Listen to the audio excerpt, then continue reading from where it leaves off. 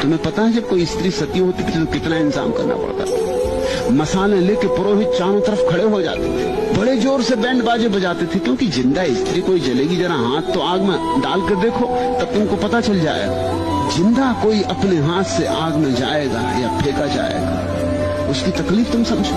और उस पति के लिए जिसके साथ जिंदगी में कुछ मिला भी नहीं और अब मौत में ये मिल रहा है, उस पति के साथ जिसके साथ जिंदगी ये गुलामी थी और मौत में अब ये आखिरी नरक झेलना पड़ रहा है। दोनों तरफ मसाल लिए खड़े होते थे कि स्त्री अगर भागने लगे तो मसालों से धक्के देकर उसको वापस आग में डाल देते थे। भागेगा ही कोई, जरा तुम खुद ही सोचो।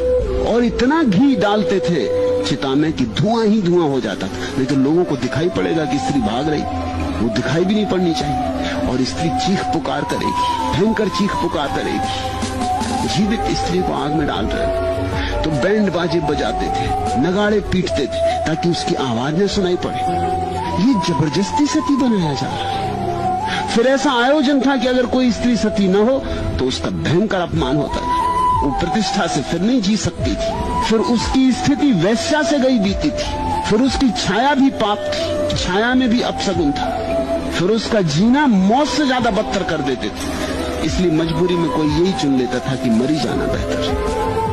ये सब धर्म के नाम पर चलता रहा है।